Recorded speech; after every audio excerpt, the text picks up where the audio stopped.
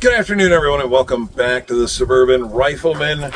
As I alluded to in my video on my birthday about a week ago, I bought a new gun, and I was shooting Kel-Tecs last time, my P15 as well as my P32, which is in my back pocket, but it's loaded, and I'm not going to get that out right now.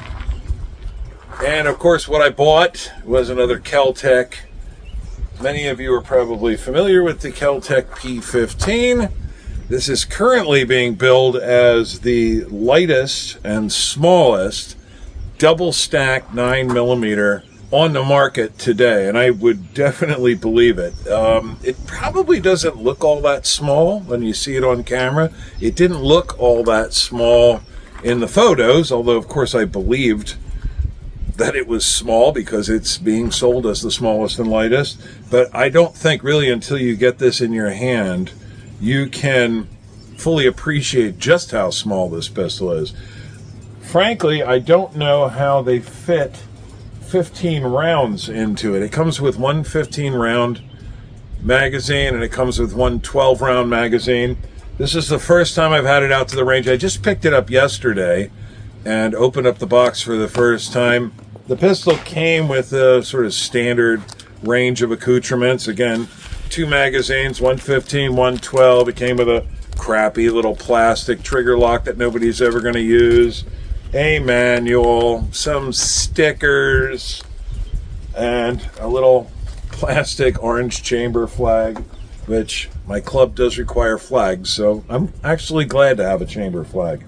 And the whole thing comes packaged in a nice little hard case, very standard. This is the exact same case that my P17 came in. They're absolutely identical other than the identifying stickers on the ends. Nothing special, but they're foam lined. They're great for storing your guns and transporting your guns. I recently sold my Beretta APX A1, which was my subcompact carry pistol. This is definitely a subcompact carry pistol, but whereas the APX A1 carry, I think, had a 7-round magazine, this is more than double the amount of firepower in a package that's not a whole lot bigger. So I was looking for a subcompact 9mm, and I settled on this one, largely because, well, partly because I found it intriguing. I am a Keltec fan. I'm a fan of George Kelgren. But also because I found an incredible deal on this pistol. As much as I like Keltec, the MSRP on the P15 is something like $450, $460. You're looking at the sale price, like Labor Day, Memorial Day sale price for a Gen 3 Glock 19. I'm not sure I would pay that kind of money for this, but I ended up paying just about $150 for this. It probably cost me $200 after I paid tax and shipping and my FFL's transfer fee, so I just could not possibly pass it up. I don't know if I necessarily needed another 9mm. I made a video like 3 months ago where I was getting rid of a whole pile of 9mm, and I've bought 3 more in the intervening time. I did sell 4 or 5, but I've bought 3, so I still have a pile of 9mm. But I just found this pistol intriguing, and I just got it yesterday. I did take the opportunity. I wanted to come up here and shoot yesterday afternoon, but they were having a big pistol match here, and it would have just been too much noise. So I did take the opportunity to completely disassemble it, clean it very thoroughly, and lubricate it. I've got some 124 grain ammo here from Gecko. This is 124 grain full metal jacket. It's billed as IPSC ammo, although this is certainly not a major power factor. It's 124 grain bullet at about 1184 feet per second, if I recall correctly off the top of my head, which would give it a power factor of like 146, 150, something like that. So it's not major power, but this is still pretty spicy, and this is a very small, and this was the ammo I had to just grab quickly at hand, and this is a pretty small handgun, so this should give me a pretty good idea of how the thing shoots. As many of you probably know, Keltec builds their guns in batches. I would presume that this pistol, since I bought it brand new, and I just got it yesterday, is from the most recent batch of pistols. And Keltec also takes time in between batches to make lots and lots of revisions. They're constantly improving their products. This pistol came out, I think, about 3 years ago, and it's already had an enormous number of revisions. One of the big complaints, or at least the most concerning complaints about the early versions of this pistol, it has these really nice steel sights. It's got a fiber optic light pipe in the front with a tritium insert in front of the light pipe. So you get glow during the day, you get glow at night. The rear sight is also steel, also has 2 tritium dots. I like 3-dot sights. I know blacked out rears are like the fad right now, but believe me, if you're a younger guy, and if you're younger, you're probably not watching this channel, but if you are, believe me when I tell you that you are going to see fad after fad after fad if you stick with this hobby long enough. I've seen completely blacked out sights. I've seen 3-dot sights. I've seen snowman sights. I've seen U dots, square dots, you name it. 3 dots work fine for me. Pick a sight that you like and train with it, and you'll learn how to shoot it fine. There's no magic to this formula. 3-dot sights work fine. If you like blacked out rears, go with those. But I like these sights very much. The rear sight, however, which is weird, this is a carry gun. There's no good reason for this pistol other than maximum amount of firepower in the smallest possible envelope, which I think Keltec has done here.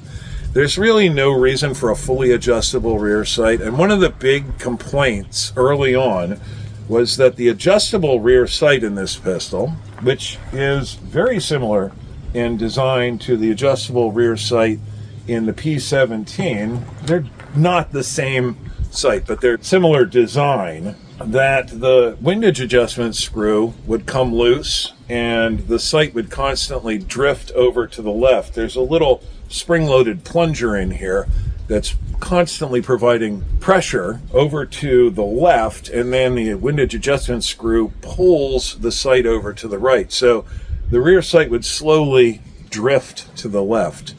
This seems to have been cured here. If you look at the rear sight on the P15, for instance, which doesn't have that problem, but it's 22. The recoil's not going to be nearly as violent with this, so it stays put better. There's about 2 millimeters of space on either side of this rear sight. So you get about 4 millimeters of adjustment here, which is usable. And, I mean, unlike this pistol, this actually could be used for informal target shooting or field use, where you might want to really dial your sights in. There's no real good reason for fully adjustable rear sight on a carry pistol. And although they haven't seemed to have changed the sight itself, and it still has that little spring-loaded plunger, and it still has the windage adjustment screw, there's less than 1 millimeter of space on either side of this rear sight. There's just no place for it to go. It is still elevation adjustable, which I guess is nice. Again, probably not necessary. So they basically just changed the design of this plastic block that the sight goes into. The sight ostensibly could still move. I guess if you really wanted an adjustable sight, you could get in there with a Dremel and grind it out a little bit to give yourself some space, but I like it this way because it can't move.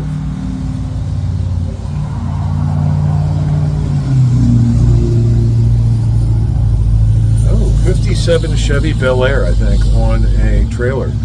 Cool. Anyway, I think this sight's going to be just fine. So I've got 10 rounds of each of these loaded up. I don't have a paper target. I'm not out here to test, precise accuracy.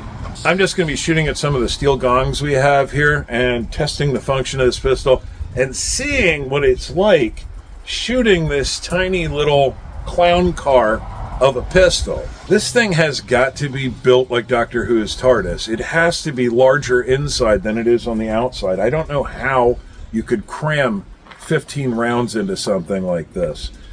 I wouldn't want to say it's the last word in high capacity, small pistols. Almost certainly somebody else, or maybe Keltec themselves, is going to come out with a 17-round pistol that's even smaller. But eventually, you're going to reach a saturation point, a tipping point, where the thing isn't going to function anymore, or it's just going to fly apart. So, Anyway, I've probably talked much longer than anybody really wanted to hear me talk in the first place. So, as I said, I've got 10 rounds in each of these magazines. The magazine springs in these Metgar mags are very, very stiff. It's a well-known fact with these particular magazines, so I just loaded them to 10 rounds. We'll see. Hopefully they will break in slowly, and if I had my up Lula here, I could probably fit full magazines here, but we're just testing function anyway, so here goes nothing. There are two safeties built into this pistol. There's a magazine safety, which nobody likes, and then there's a grip safety, which some people like. Most of you are probably already familiar with the fact that there's a little dial inside here that you can turn. You can lock out the magazine safety and the grip safety, or you can just lock out the magazine safety and leave the grip safety active. That is how I have my pistol set. I think it's nice having the grip safety, but nobody likes magazine safeties. I don't know why they even built that in there. There might be a state that requires the ability to have a magazine safety, but I'm using the grip safety. So can you tell I'm a little bit nervous about shooting this thing? Enough talking. Let's shoot. Steel plates at 20 yards. Wow. It's a little bit chilly out here. I dug around in my truck to find every long sleeve thing I own that's in my truck, and I'm layered up like a cabbage. So I probably look like a goon, but here we go.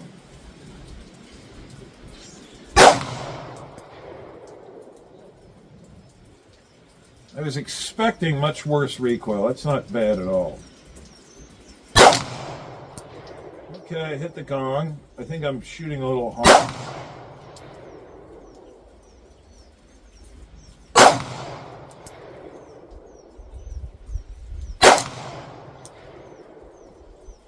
Hitting the gong anyway.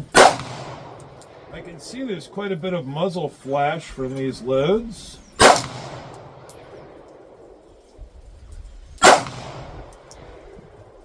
Hopefully that looks cool on camera.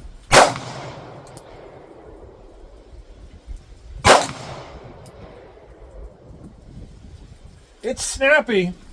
It's snappy, no doubt about that, but 10 rounds in, the texture on this grip, this gator grip that Keltec calls it, is quite aggressive.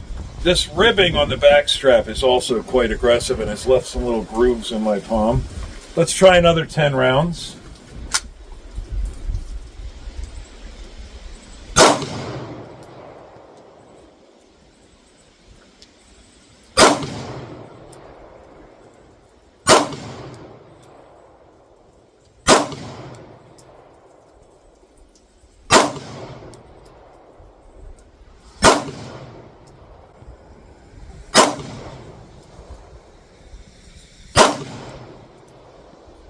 It's shooting high.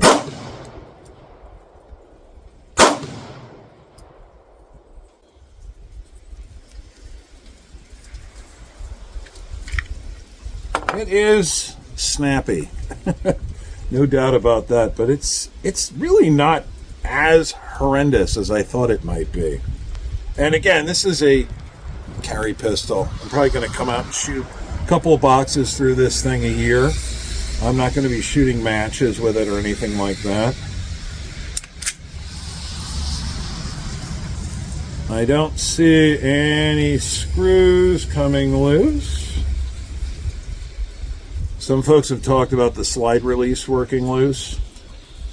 I'm not seeing any evidence of that. Everything seems to be holding up just fine. Rear sight looks good. So I'm going to shoot a little bit more, but I'm not going to subject you to all of it. I will catch each of you on the next one, and I'll certainly be taking a look at the Keltec P-15 in more detail in the future. Later, guys.